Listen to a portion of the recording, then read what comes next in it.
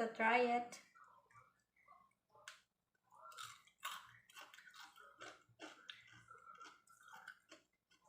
Isa pa. Tama lang yung tamis, ang hang, at yung alat.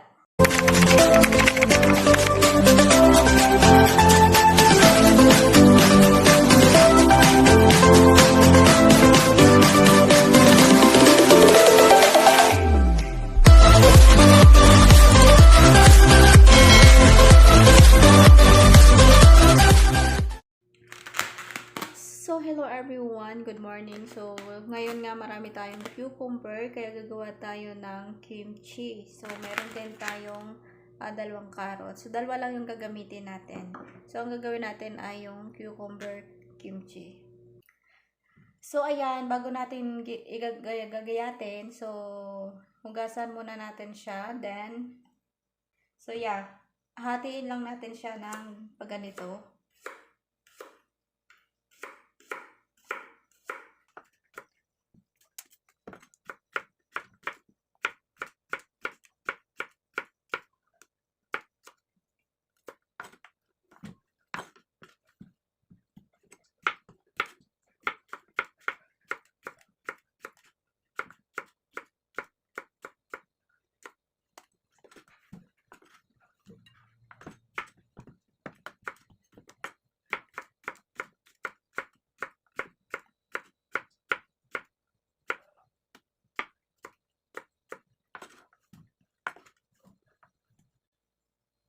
And then, pagkatapos gayatin, maglagay lang tayo ng asin.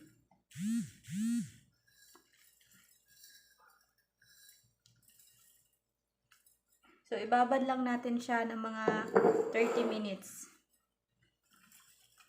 Babad natin ng 30 minutes. Sa carrots naman, so, pwede natin gamitan ng ganito. Pwede nyo gamitin. So, yung sa akin, gusto ko, ito yung gagamitin ko para pahaba yung ating carrots. So, ganito.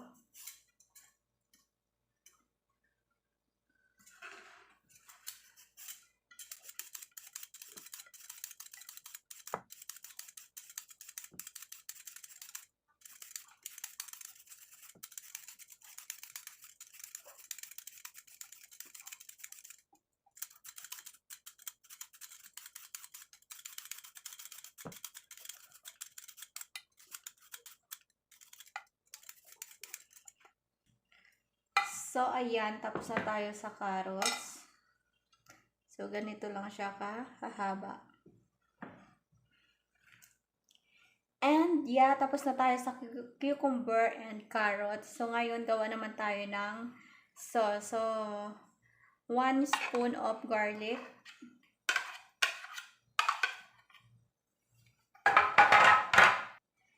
And this spicy sauce.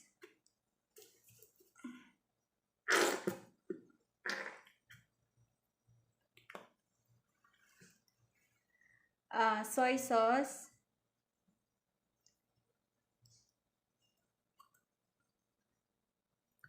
One spoon lang.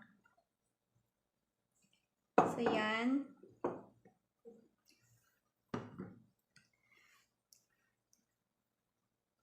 Sesame oil.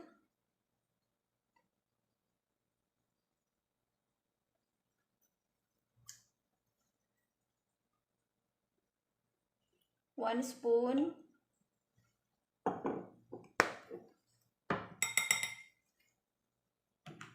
One spoon of sugar.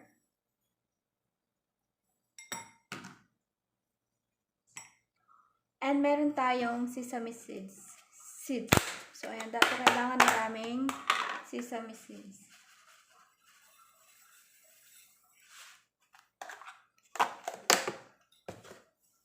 Then, mix.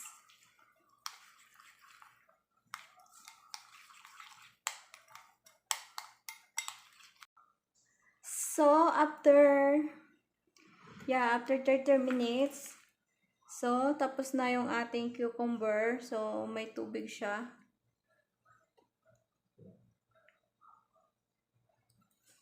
Nagtutubig siya. So, kailangan natin siyang hugasan. So, para mawala yung alat, so, hugasan natin siya.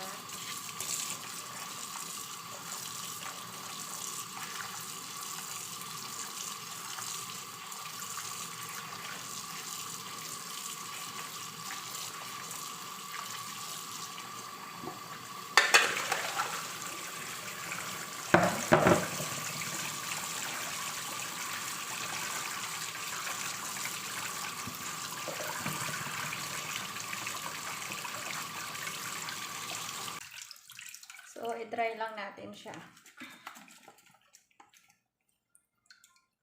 And then, sa isang lagayan, ilagay na natin yung cucumber and carrots.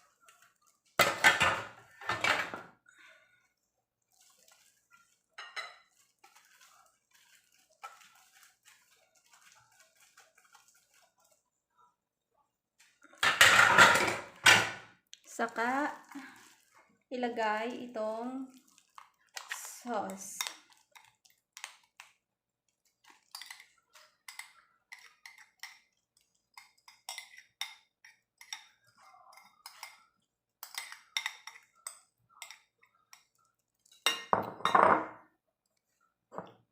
So, nag-add ako ng konting sesame oil.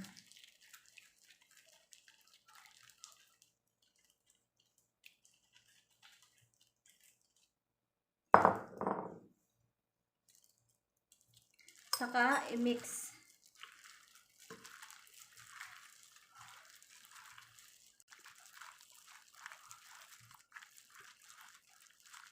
I-mix lang ng i-mix.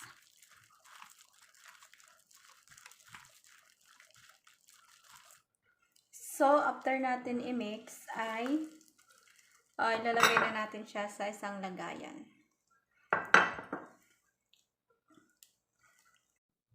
And now, lipat na natin siya sa isang lagayan.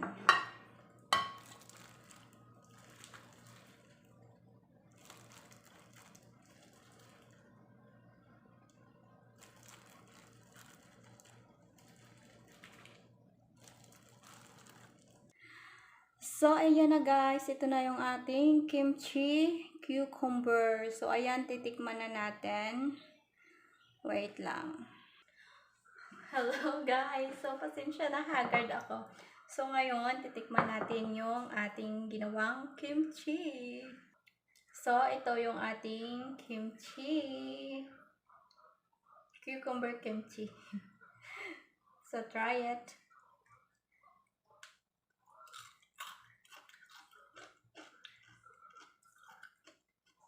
Isa pa. Tama lang yung tamis, ang hang, at yung alat. So, tama lang.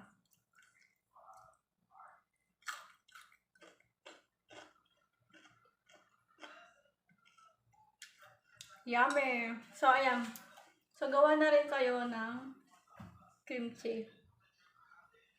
Cucumber kimchi. So, yun lang guys. Thank you for watching everyone. Sa mga hindi pa po nakapag-subscribe sa aking YouTube channel, mag-subscribe na kayo. And, i-click nyo lang yung bell button para lagi kayong updated sa akin sa susunod na vlog. So, God bless sa ating lahat guys. And, thank you for watching.